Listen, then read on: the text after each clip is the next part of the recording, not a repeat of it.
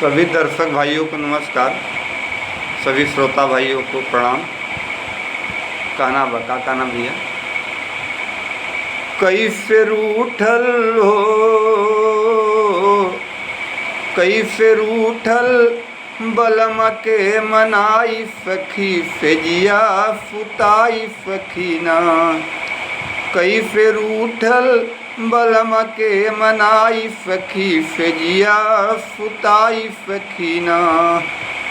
मोरी चढ़ली जवानी रंग अंग अंग पानी, मोरी चढ़ली जवानी रंग अंग अंग पानी। कैसे फानी फंग, कैसे फानी फंग नैना लड़ाई सखी फेजिया फुताई सखीना।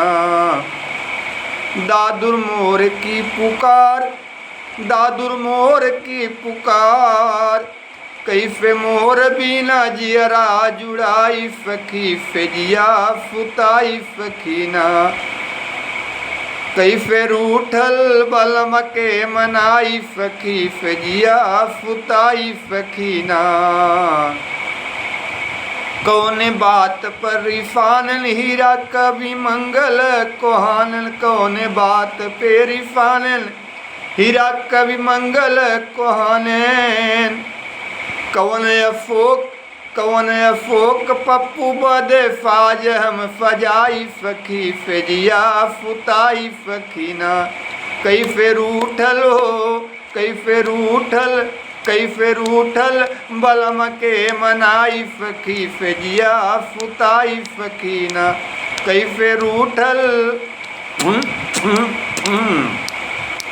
कैसे रूठल हो,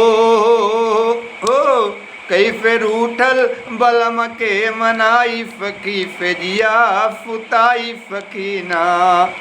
कैसे रूठल बलम के मनाई सखी फेजिया फुताई सखीना। कौन अफोक पप्पू बदे फाज हम फजाई सखी फेजिया फुताई सखीना। कौन अफोक पप्पू बदे फाज हम फजाई सखी फेजिया फुताई सखीना। सभी दर्शक भाइयों को नमस्कार। आप सबसे निवेदन है बाबूजी, वीडियो को ज़्यादा से ज़्यादा लाइक सब्सक्राइब कमेंट कीजिए। और आप सब अगर हमारे चैनल पे नए हो तो चैनल के लाइक सब्सक्राइब कमेंट जरूर कर दें भैया, ताकि आप सब बीच में नया नया वीडियो पहुंचत रहे। सभी श्रोता भाइयों, सभी माता बहनों, सभी बुजुर्गों, नौजवानों, साथियों को हार्दिक वंदन, अभिनंदन, शुभकामनाएं, नमस्कार।